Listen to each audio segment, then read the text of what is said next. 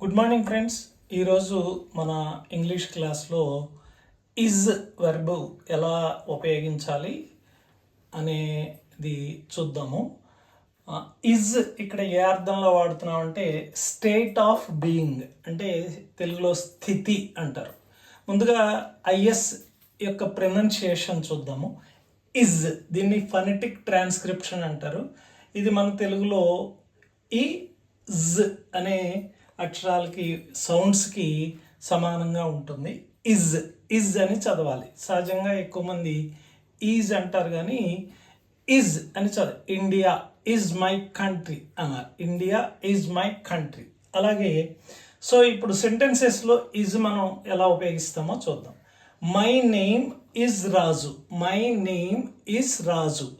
My name సింటాక్స్లో చెప్పుకున్నాం. My name subject, is అనేది వెర్బ్గా వాడేమో, సబ్జెక్ట్ వెర్బ్. రాజు, రాజు అనేది ఇక్కడ ఆబ్జెక్ట్ కాదు, దీన్ని సబ్జెక్ట్ కాంప్లిమెంట్ అని అంటారు. సో ఎనీహౌ సబ్జెక్ట్ వెర్బు ఈ ఆర్డర్ ఫాలో అవుతుందని మనం చెప్పుకున్నాం. మై నేమ్ ఈజ్ రాజు.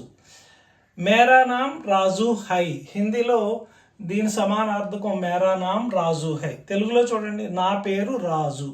నా పేరు రాజులో ఇజ్కి సమానార్థకం మనకి తెలుగులో కనపడదు, కానీ హిందీలో కనపడుతుంది. మేరా నామ్ రాజు హై అన్నప్పుడు ఇజ్ యొక్క సమానార్థకం హై ఉంటుంది, కానీ తెలుగులో మనకి సాంప్రదాయంగా నా పేరు రాజు తర్వాత ఇజ్కి సమానార్థకం రాయడం తెలుగు భాషలో మనం చెయ్యం, కానీ ఒక్కొక్క చోట చేస్తాం. చూడండి, Ravi is a teacher. Ravi is a teacher.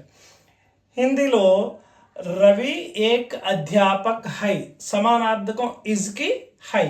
Ravi ఏక్ అధ్యాపక్ హై.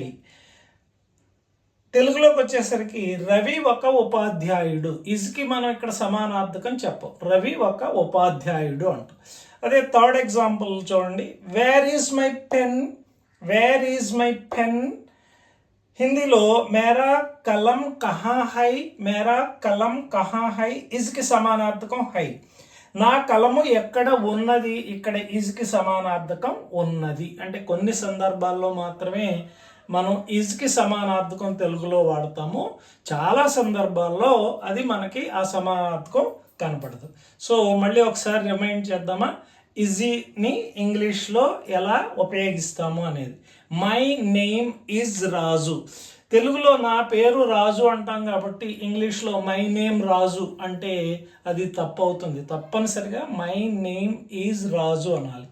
హిందీలో మేరా నామ్ రాజు అప్పుడప్పుడు ఎక్కువగా అంటారు ఇన్ఫార్మల్గా, కానీ ఫార్మల్గా చెప్పినప్పుడు మాత్రం మేరా నామ్ రాజు హై. అంటే హిందీలో ఇంగ్లీష్లో ఇది తప్పనిసరిగా వాడతాము.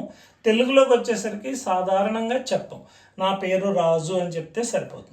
Ravi is a teacher. Ravi is a teacher. Ravi ఏక్ అధ్యాపక్ హై. రవి ఒక ఉపాధ్యాయుడు. ఇక్కడ ఈజ్ యొక్క సమానార్థకం మనం వాడలేదు, కానీ రవి ఆ టీచర్ అంటే కుదరదు. రవి ఈజ్ అ టీచర్ అనే అనాలి. రవి ఏక్ అధ్యాపక్ హై అని అనాలి తప్పనిసరిగా. ఇక where is my pen. Where is my pen అన్నప్పుడు ఇజ్కి సమానార్థకం చెప్పాం, మేరా కలం కహా హై అనాలి. తెలుగులోకి వచ్చేసరికి నా కలము ఎక్కడ ఉన్నది. ఇక్కడ ఉన్నది మిస్ చేద్దామంటే అంత అర్థవంతంగా ఉండదు. నా కలము ఎక్కడ ఉన్నది తప్పనిసరిగా తెలుగు సమానార్థకం వాడాలి. ఒక స్టేట్ ఆఫ్ బీయింగ్, ఒక వాక్యంలో స్థితిని తెలియజేసే వెర్బ్గా ఈజ్ యొక్క వాడకాన్ని మనం తెలుసుకున్నాము. దీని మీద భవిష్యత్తులో మరింత డిస్కస్ చేద్దాం నెక్స్ట్ క్లాసెస్లో. ఈ వీడియో కనుక మీకు నచ్చినట్లయితే లైక్ చేయండి, షేర్ చేయండి, సబ్స్క్రైబ్ చేయండి. Thank you.